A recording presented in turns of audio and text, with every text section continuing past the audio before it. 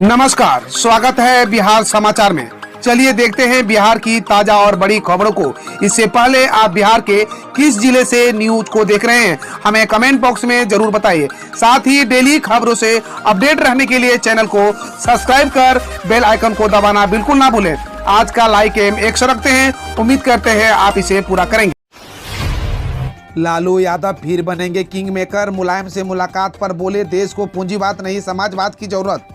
लंबे समय से राजनीतिक गतिविधियों से दूर रहे राजद प्रमुख लालू प्रसाद यादव धीरे धीरे सक्रिय हो रहे हैं। सोमवार को लालू यादव ने समाजवादी पार्टी के संरक्षक मुलायम सिंह यादव से उनके निवास पर जाकर मुलाकात की। इस दौरान सपा अध्यक्ष अखिलेश यादव भी मौजूद रहे।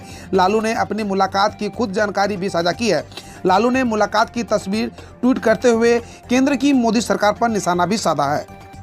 कई साल तक जेल में रहने और जमानत पर बाहर आने के बाद से लालू यादव दिल्ली में ही बेटी मीसा यादव के आवास पर स्वास्थ्य लाभ ले रहे हैं। पिछले हफ्ते ममता बनर्जी के दिल्ली पहुंचने पर कई विपक्षी नेता भी राजधानी पहुंचे थे। इसी दौरान एनसीपी प्रमुख शरद पवार ने लालू यादव से मुलाकात की थी। विपक्ष को मिला नीतीश कुमार का साथ, कहा पेगासस केस पर संसद में हो बहस। पेगासस जासूसी मामले पर अब विपक्ष की बिहार के मुख्यमंत्री नीतीश कुमार का भी साथ मिल गया है। सीएम नीतीश कुमार ने कहा है कि पेगासस केस की निश्चित तौर पर जांच होनी चाहिए। उन्होंने कहा कि हम टेलीफोन टैपिंग के मामले में कई दिनों से सुन रहे हैं, ऐसे में जांच होनी चाहिए। सोमवार को जनता दरबार खत्म होने के बाद सीएम नीतीश ने मीडिया के साथ बातचीत के दौरान ये बातें कही।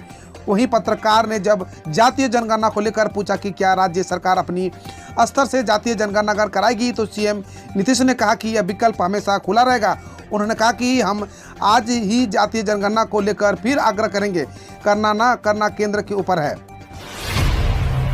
बिहार पंचायत चुनाव, 2 या उससे अधिक उम्मीदवारों को बराबर वोट मिलने पर लॉटरी से निर्णय।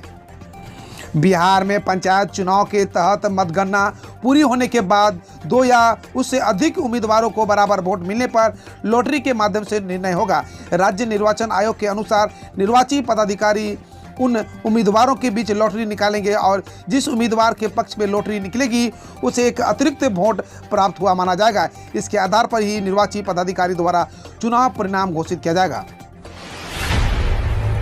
बिहार बोर्ड ने कक्षा 9 के छात्रों के लिए रजिस्ट्रेशन की डेट बढ़ाई। बिहार विद्यालय परीक्षा समिति ने मैट्रिक परीक्षा 2023 शैक्षणिक सत्र 2022-23 के लिए राज्य के शिक्षण संस्थानों में 9वीं कक्षा में पढ़ रहे विद्यार्थियों की उनके शिक्षण संस्थान द्वारा रजिस्ट्रेशन कराने हेतु निर्धारित तिथि का विस्तार किया गया है। बिहार बोर्ड की ओर से जारी सूचना के अनुसार राज्य के माध्यमिक स्तर के शिक्षक संस्थानों के प्रधान अब अपने संस्थान के 9वीं कक्षा के विद्यार्थियों का रजिस्ट्रेशन समिति के वेबसाइट पर तक ऑनलाइन रजिस्ट्रेशन करा सकते हैं। बिहार में शिक्षकों की भर्ती का नया शेड्यूल जारी। सेकेंडरी और हायर सेकेंडरी स्कूलों के लिए 18 अगस्त से लिए जाएंगे आवेदन।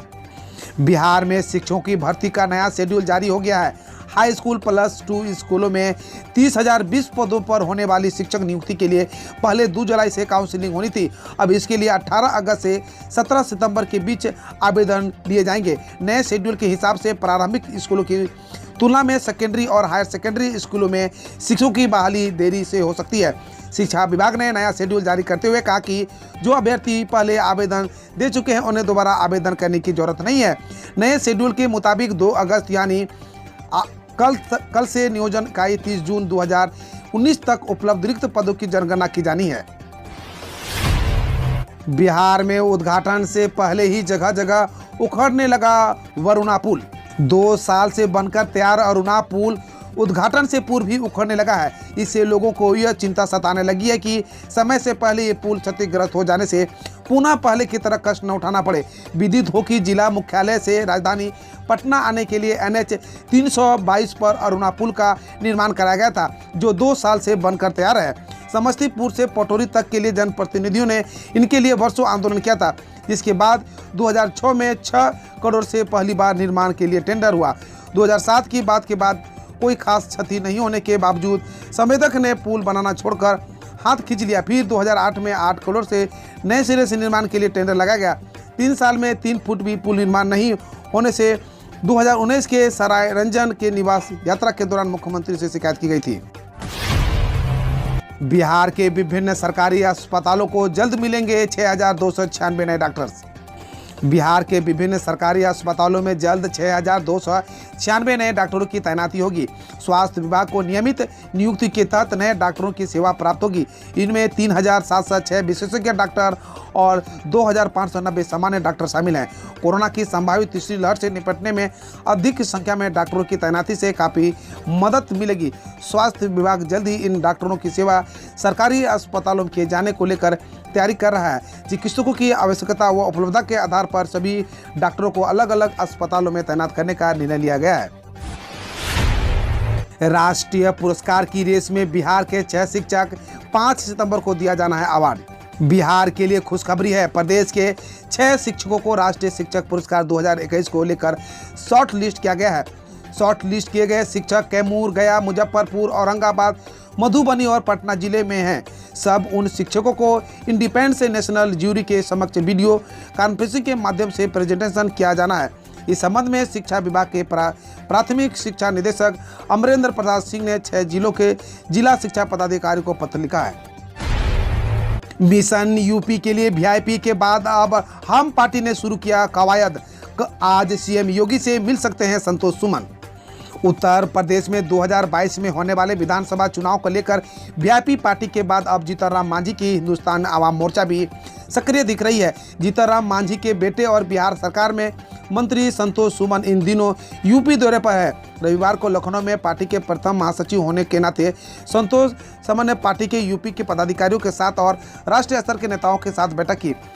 मंत्री संतोष सुमन ने बताया कि बिहार, बंगाल, झारखंड और त्रिपुरा के बाद अब उनकी पार्टी उत्तर प्रदेश में भी अपना काम शुरू करेगी। यूपी में जनता से जुड़े कई ऐसे मुद्दे हैं जिन्हें पार्टी जोर शोर से उठाएगी। नीतीश मंत्रिमंडल में लघु जल संसाधन और अनुसूचित जाति जनजाति मंत्री संतोष सुमन अपने यूपी दौरे पर दौरान मुख्यमंत्री योगी आदित्यनाथ से मिलना चाहते हैं। बिहार पुलिस को मॉडर्न बनाने के लिए 10 करोड़ होंगे खर्च। विदेश से होगी ग्लॉक पिस्टल की खरीदारी। पिछले दिनों केंद्रीय गृह राज्य मंत्री नित्यानंद राय ने संसद में एक प्रश्न के जवाब में यह कहा था कि पुलिस आधुनिकीकरण के लिए बिहार को केंद्र की तरफ से जितनी राशि आवंटित होती है उससे बहुत कम खर्च होता है। इस बीच बिहार सरकार के गृह विभाग ने पुलिस आधुनिकीकरण के लिए 10 करोड़ रुपए खर्च करने को फैसला लिया है। इसके तहत बिहार पुलिस को बहुत जल्द ग्लॉक पिस्टल और MP5 मशीन गन जैसे विदेशी हथियार मिल सकेंगे। पुलिस आधुनिकीकरण योजना के अंतर्गत यह सभी नए हथियार बिहार पुलिस को उपलब्ध होंगे। साथ ही bullet proof helmet, body worn camera, laser speed gun और कैमरे की भी खरीदारी होगी। इसमें केंद्र और राज्य की हिस्सेदारी क्रमशः 60 और 40% होगी।